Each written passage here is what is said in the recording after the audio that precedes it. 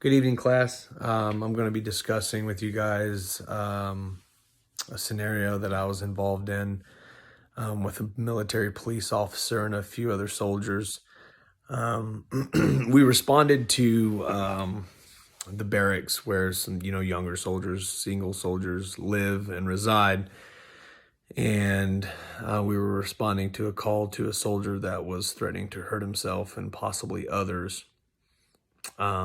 He was dealing with some emotional problems. He was trying to suppress those problems and those emotions with alcohol. And it got to a point where he decided that he was going to take his own life and possibly others. The officers I was working with were very experienced. Some of them were civilian police officers working on a military installation. And we were able to get in close enough to the soldier to be able to speak with him, and really at that point in time, really sometimes you just need to be an ear. Maybe just give him an opportunity to voice how he's feeling, the emotions that he's feeling, and sometimes even talk to them about how they plan on carrying out their plan. Because they might be thinking about their plan, but when they actually hear it out loud, sometimes it might not sound as appetizing or appeasing to them as it did inside their head. So when they actually have to speak it to someone else, sometimes it'll help diverge them in a different direction, hopefully a positive one. But the officers I was working with, we were able to talk to the subject.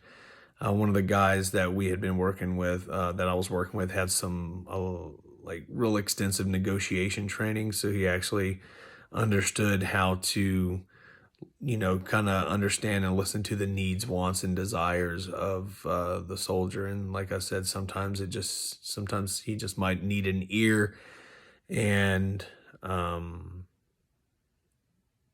not commanded or spoken to in like a way that would be, oppressive or offensive to him at the time. Sometimes letting that individual know that they do have control of the situation and no one's trying to take control of them, but, trying to get them to understand that we're actually here to help them and guide them through that situation, whether it be physically, emotionally, spiritually, things like that. So having an abundant amount of resources available, like I said, when it maybe spiritually, he might need to speak with someone at that point in time. So you need to have that in your reserve and ready to utilize. He physically might need help. Sometimes if you're able to just sit down with a person and actually maybe give them a hug or a handshake or let them a pat on the back, in that time of need. Emotionally, we have, there's different agencies out there, military family life consultants that you can have on standby to be able to speak with the individuals if that might be the route that they need to take. But one thing you need to understand is no matter how good you know someone or you think you might know someone, there's always a part of them that they keep in reserve.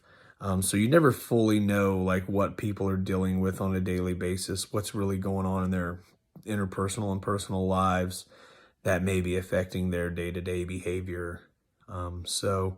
Always just be an ear, and sometimes if someone just wants to speak with you about how they're feeling during the day, that might be the turning point for them to go lock themselves in the room or be like, hey, that person listened to me. I'm glad I got to get that off my chest. Hopefully you guys can take something from this video. I know this is our last week in class and it's been great listening to some of you guys, so good luck.